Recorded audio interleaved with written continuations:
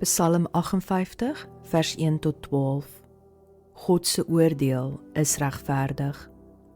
Vir die koorleier, op die wysie van moenie verwoes nie.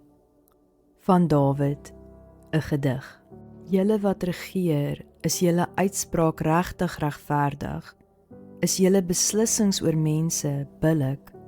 Nee, in julle gedagtes beplan julle reeds boosheid, met julle eie hande versprei julle geweld in die land. Bose mense is so vanaf geboorte, van kleintyd af praat hulle leuns. Hulle gif is soos die gif van slange. Hulle is soos 'n adder wat doof is, en nie luister na die slangbesweerder nie, hoe bedrewe die besweerder ook al is.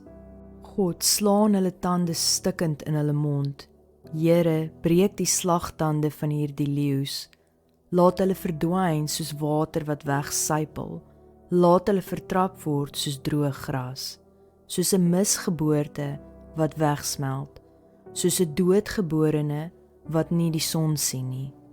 Vinniger as wat 'n pot warm word oor 'n doringvuur, sal God hulle wegvee, sowel jonk as oud. Die getroude sal bly wees by aanskoue van die vergelding. Die bloed van die goddeloses sal hy afwas van sy voete. Dan sal almal sê, daar is regtig beloning vir die wat toegewyd lewe.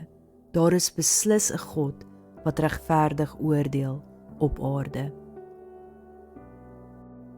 As vandag se boodskap vir jou iets beteken, deel dit asseblief met ander en gee die video 'n like. Ek hoor graag van jou. Los gerus vir my iets in die kommentaar. Smag soos 'n wildsbok is beskikbaar op YouTube en TikTok.